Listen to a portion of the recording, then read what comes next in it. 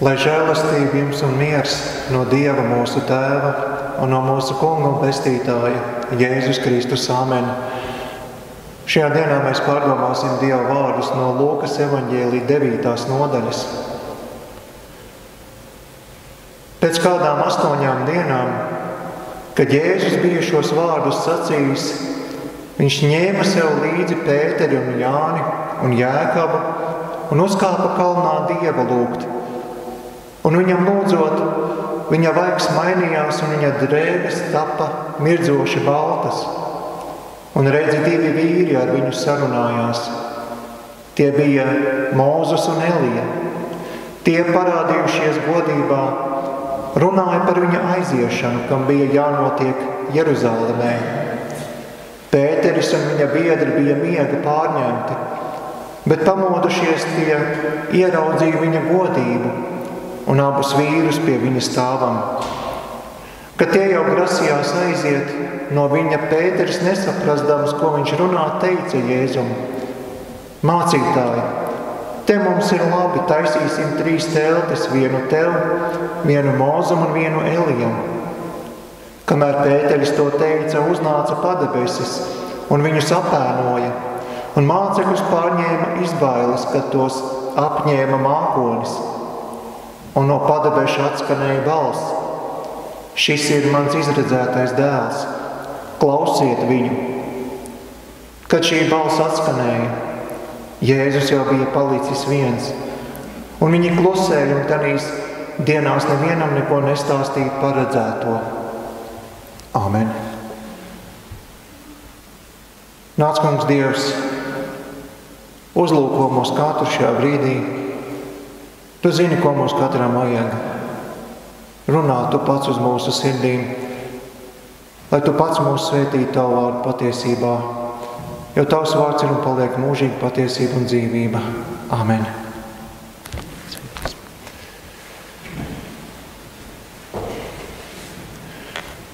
Mūsu šīs dienas pēdējā teksts liek mums uzdot jautājumu par to, kas tad ir normāla kristīgā dzīve. Citiem vārdiem sakot, kas ir kristīgā dzīve? Kas ir cilvēka ticības dzīve, kuru viņš pavada ticībā, jeb uzticībā Jēzum? Un jāsaka, ka pasaulē klejo simtiem domu, ideju un pārliecību par to, kas tad ir normāla kristīgā dzīve. Mēs zinām, ka pastāv milzīgi daudz un dažādu kristīgo konfesiju, un citreiz pat šajās konfesijās nav vienprātības par to, kas ir normāla ikdienišķa ticības dzīve. Bet ir skaidrs, ka katru ideju un pārliecību šobrīd mēs izanalizēt nevarēsim. Bet šeit patiesībā darbojas tikai viens princips, kuru parasti lieto, lai atpazītu viltoto naudu no īstās. Proti, īstās naudas pazinējiem nevajag analizēt 1000 viltotās naudas zīmes, bet viņam vajag ļoti labi pazīt neviltoto naudas zīmi. Tātad, ja viņš labi zina, kam ir jābūt neviltotajā naudas zīmē, tad viņš labi pratīs atšķirt viltotās. Un tā arī šeit pasaulē ir un būs dažādas viltotas un jāsaka pat arī viltīgas pārliecības par to, kas ir kristīgā dzīve. Bet mums nevajag ar tām daudz nodarboties un analizēt, bet ar paša Dieva palīgu mums ir jācenšas iepazīt to vienīgo patieso. Un patiesa neviltota kristīgā dzīve ir atpazīstama pēc šādām pazīmēm.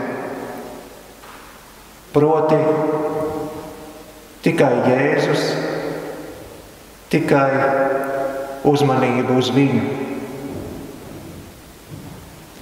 Un kāds mācītājs reiz ir sacījis, ka velns viņam ticības dzīvē ir ļāvis nodarboties ar daudz lietām, pievērst uzmanību grēkiem, analizēt tos, pievērst uzmanību rituāliem, pat svēto rakstu iegaumēšanai.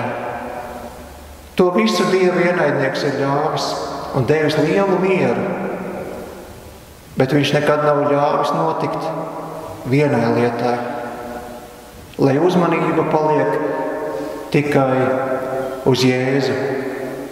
Šāda lieta gan vēlnam nepatīk. Reliģija un dažādie pielikumi pie kristīgās dzīves viņu sajūsmina, bet tikai Jēzus, to gan viņš nevēlas pieļaut.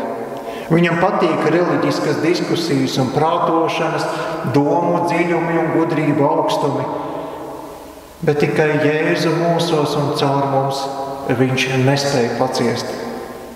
Jo līdzībā sakot, ja gribēs ķerties mums klāt, tad apdedzināsies. Un tāpat kā saimniece, kas no karstas krāsnes vēl ārā karstu pannu uzvelk cimdu, lai neapdedzinātos, tā arī Dieva ienaidnieks vēlas mūsu ticības dzīvi ietēpt biezā slānī, lai varētu ar mums manipulēt. Atceros, ka pirms kādiem vairākiem gadiem kādā manā pieņemšanas reizē pie manis iegriezās 2 jaunas dāmas, kas vēlējās parunāties ar mācītāju. Bet viena no viņām bija savā uzvedībā ļoti savāda. Kā vēlāk izrādījās, šķiet patiesi viņu vadīja kādi tumši spēki. Šeit es nestāstīšu, kas to parādīja, bet šajā apmeklējumā, kad šīs dāmas vēlējās parunāties, šī tumsas spēka nomāktā kaut kā īpaši priecājās par to, ka uzmanība tika novērsta no Jēzus un aizgāja kādos reliģiskos spriedumos. Es atceros, ka viņi pat priekā gabalēni sasita plaukstas un sacīja, re, kā mēs te falši diskutējam, kā man tas patīk. Jā, gan. Visas diskusijas, kas cilvēku kad projām no Jēzus tumsas spēkiem ļoti patīk. Tāpēc redzēdams, ka mums saruna par Jēzu īsti nesanāk, šo pēdiņās par šo sarunu es pārtraucu. Bet ir kāds pārpratums, kāds ticības dzīves viltojums, kāds paņēmiens, ar kuru Dieva ienaidniekam vēlnam labi izdodas cilvēkus pievilt, iejūgt un vest projām no Dieva. Un tās mēs varam nosaukt par virsotnes pieredzēm. Virsotnes pieredzes, kas tās tādas ir. Virsotnes pieredzes ir cilvēka vēlēšanās Dievu piedzīvot kādā neparastā pārdabiskā veidā. Vīzijas, atklāsmes, brīnumi, dziedināšanas. Tās visas ir virsotnes pieredzes, kuras daudzi cilvēki meklē. Un ir ļoti žēl, ka ļoti daudzi arī pēc šādām pazīmēm nosaka to, kas ir normāla, ikdienišķa ticības dzīve. Tādi sacīs, vai tu esi piedzīvojis dzīvo Dievu, vai tavā draudzē notiek brīnumu un dziedināšanas? Ak, nenotiek. Jūs jau tur tādi augsti un miruši, jums ir tikai tāda mirusi reliģija. Nāc pie mums un tu piedzīvosi dzīvo Dievu. Bet pat Jēzus norāda, ka pārdabiskais nedrīkst definēt to, kas ir ikdienišķais. Sacīšu vēlreiz, pārdabiskais nedrīkst definēt to, kas ir ikdienišķais. Tāpēc es personīgi neesmu pret kādiem brīnumiem vai dziedināšanām vai kādām citām virsotnes pieredzēm, bet tam visam ir jāpaliek ārpus vienkāršās ikdienišķās ticības dzīves žoga. Mums tādas lietas pašiem nav jāmeklē, bet jāpiedzīvo vienīgi tad, kad Dievs pats tās dod. Arī mūsu šīs dienas sprediķa teksts runā par virsotnes pieredzi, gan burtiski, gan arī pārnestā nozīmē. Mūsu šīs dienas sprediķa tekstā lasām par to, ka Jēzus ņemdami sev līdzi Pēteri, Jāni un Jēkabu, uzkāpa kādā kalnā Dievu lūgt. Pagaidām nekas tāds pārdabisks. Lasām tālāk. Un Jēzum lūdzot, viņa vaigs mainījās un viņa drēbes tapa mirdzoši baltas. Un redzi, 2 vīri ar viņu sarunājās, tie bija Mūzes un Elija. Tie parādījušies godībā runāja par viņa aiziešanu, kam bija jānotiek Jeruzalemē. Šeit sākās pārdabiskais. Jēzum lūdzot, viņa vaigs, viņa izskats mainījās, viņa drēbes tapa mirdzoši baltas. Un tas man vienmēr uzrunā, ka ikdienā jau Jēzus nestaigāja kādas dievišķas gaismas apmirdzēts, kā daudzi gleznojumi to parāda. Viņš izskatījās gaužām parasts un neatšķīrās no pārējiem ikdienas cilvēkiem. Bet šajā apskaidrošanas notikumā viņa izskats mainījās un iemirdzējās viņa dievišķā būtība. Un tā vēl klāt nāca tas, ka pie Jēzus parādījās Mūzes un Elija. Šeit jānorāda, ka šie vīri jau sen nestaigāja pa zemes virsu, bet bija aizgājuši mūžībā. Jā, mūžībā, nevis nebūtībā.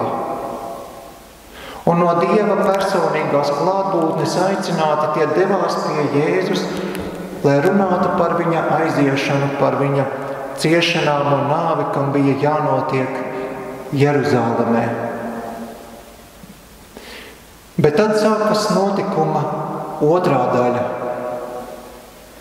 Izrādās, kamēr Jēzus ir lūdzis, viņa mācekļi Pēteris, Jānis un Jēkabs, droši vien domādami, ka nekas tāds īpaši nenotiks, samiegojušies devās gulēt. Bet tad patmodušies tie ieraudzīja Jēzus godību un 2 vīrus pie viņa stāvam. Un būdami iekļauti šajā virsotnes pieredzē, viņi vēroja notiekošo. Un kad Mūzes un Elija jau grasījās doties prom, Pēteris Jēzum sacīja: Mācītāji, te mums ir labi. Taisīsim 3 teltis, vienu tev, vienu Mūzum un vienu Elijam. Un tagad seko pats svarīgākais. Kamēr Pēteris to teica, uznāca padebesis un viņus apēnoja, un mācekļus pārņēma izbailes, kad tos apņēma mākonis. Un no padebeša atskanēja balss: Šis ir mans izredzētais dēls, klausiet viņu. Kad šī balss atskanēja, Jēzus jau bija palicis viens. Tātad mums šeit tiek aprakstīta ticības dzīves virsotnes pieredze. Jēzus mācekļi pieredz īpašu Dieva klātbūtni, Jēzus godības mirdzumu un 2 seno Dieva vīru, Mūzes un Elijas klātbūtni. Un mācekļiem šis brīdis šķiet tik īpašs, ka tie teiktu Fausta vārdiem: Mirkli, tu esi tik skaists, jau kavējies.